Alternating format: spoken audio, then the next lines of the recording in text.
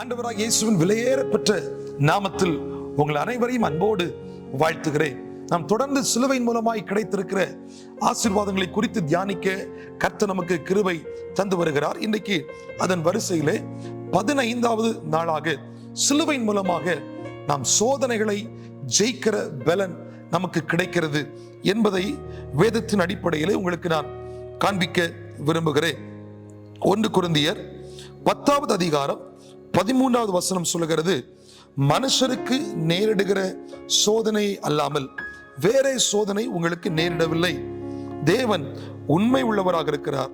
உங்கள் திராணிக்கு மேலாக நீங்கள் சோதிக்கப்படுகிறதற்கு அவர் இடம் கொடாமல் சோதனையோடு கூட அதற்கு தப்பித்துக் கொள்ளும்படியான போக்கையும் அவர் உண்டாக்குகிறார். பிரியமானவர்களே, சிலுவையிலே மரித்த இயேசுவின் மூலமாக சோதனைகளை ஜெயிக்கிற பலனை கர்த்தர் நமக்கு தருகிறார். மனுஷனுக்கு நேரிடுகிற சோதனை அல்லாமல் வேறு சோதனை உங்களுக்கு நேரிடவில்லை.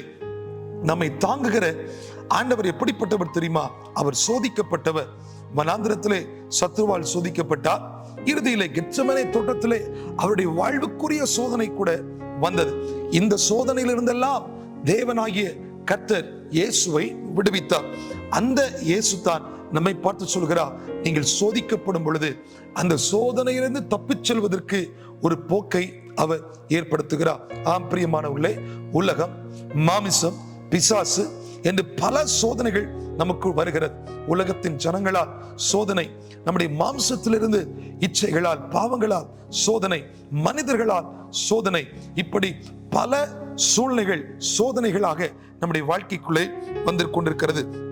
இவைகளிலிருந்து ஜெயம் எடுப்பதற்கு அந்த தேவன் நமக்கு உதவி செய்கிறார். ஏனென்றால் அவர் ஏற்கனவே சோதிக்கப்பட்டவர். ஒரு சோதனை வரும் பொழுது அந்த சோதனையினால் வருகிற பாடுகள் என்ன, அந்த சோதனை எப்படி தப்பித்து செல்வது என்னெல்லாம் கர்த்தருக்கு நன்றாக தெரியும்.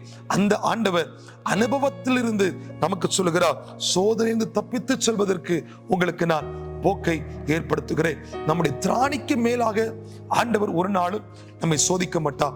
நாம் இதை தாங்கிக் கொள்ள முடியாது என்கிற நிலைமை வரும் பொழுது அதிலிருந்து ஒரு மிகப்பெரிய விடுதலை தருகிறார். இஸ்ரவேல் ஜனங்கள் அந்த வனாந்திரத்தின் வழியாய் வந்து கொண்டிருக்கும் பொழுது முன்னே செங்கடல் இருக்கிறது, பின்னாலே பார்வோனின் சேனை வருகிறது. இனி எங்களால் போக முடியாது என்கிற நிலைமை வந்த போது கடைசி நிமிஷத்துல அந்த சோதனையை அவர்கள் தாண்டி செல்வதற்கு ஒரு வழியை கர்த்தர் திறந்து கொடுத்தார். அதே போலதான் உங்கள் வாழ்விலே சோதனைகளால் நெருக்கப்பட்டு, உலகத்தால் நீங்கள் சோதனைக்கு உட்படுத்தப்பட்டு நெருக்கமான சூழ்நிலைகளை வாழ்ந்து கொண்டிருக்கிறீர்களா? உங்கள் வாழ்க்கையிலே கர்த்தர் சோதனையிலிருந்து விடுதலை தருவதற்கு ஒரு வழியை அவர் ஏற்படுத்தி வைத்திருக்கிறார். இஸ்ரவேல் ஜனங்களுக்கு கடைசி நிமிஷத்துல எப்படி அந்த செங்கடலை பிளந்து வழியை கொடுத்தாரோ, உங்கள் வாழ்வின் கடைசி நிமிஷத்திலும் கூட கர்த்தர் ஒரு மிகப்பெரிய அற்புதத்தை செய்து உங்களை பத்திரமாய் பாதுகாக்க முடியும். அந்த சோதிக்கப்பட்ட இயேசு உங்களுக்கு சோதனையிலிருந்து தப்பித்து செல்வதற்கு வழியை தருவார். எனக்கு வாழ வழி இல்லையே, என் வாழ்க்கை எப்படியாக முடியும், எனக்கு கண்களுக்கு முன்பதாய் எல்லாம் அடைக்கப்பட்டது போன்று தான் இருக்கிறது என்று நீங்கள் சோதனையிலே நீங்கள் மனம் சோர்ந்து இருக்கிறீர்களா?